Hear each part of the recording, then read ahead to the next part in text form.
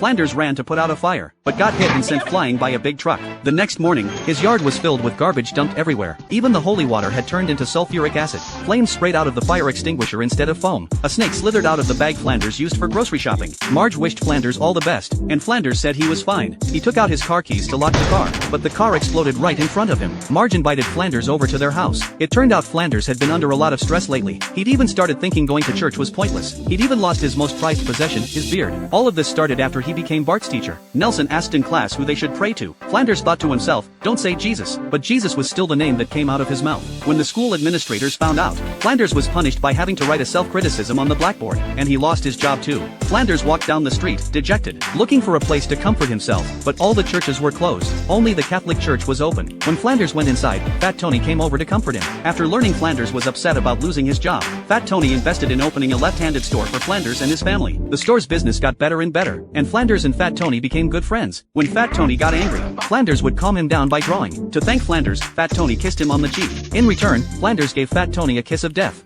Homer knelt in front of the pizza shop, crying, because it was here that his dream had fallen apart years ago. Marge had no choice but to place a circle of traffic cones around Homer, and take the kids inside to eat. But after that day, Homer changed drastically. He no longer ate pancakes like he was playing a card game, stopped tapping out rhythms on the steering wheel while driving, and even quit racing the dog by shuffling on his butt across the floor. Just as Marge was feeling sad about Homer's changes, Moe walked in. It turned out he'd noticed Homer's odd behavior too. Homer no longer spun in his chair at the bar, and he'd stopped using that extra long straw for his beer. As it turned out, when Homer was young, he'd been a hip-hop kid, and that was why Abe had always looked down on him. Homer's job back then was working as a DJ at that very pizza shop, but every day, his boss only let him play boring, generic music. One kid couldn't stand it anymore, and threw a glass of milk right at the mechanical yak in the shop. The milk caused a short circuit, and the yak went haywire instantly, scaring all the kids away. The boss told Homer to find a way to keep the customers. Homer put on his favorite hip-hop tracks, and managed to get the mechanical yak under control. The upbeat music caught the customers' attention, and Homer finally earned his boss's approval. From then on, he got to call all the shots for the shop's music and performances. Homer ran to tell Abe the good news, but Abe just said it was all a pipe dream.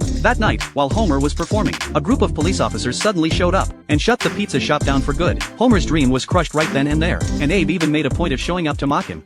Homer pushed the trampoline off a cliff, but he never expected the trampoline to hit the rocks below and bounce right back up.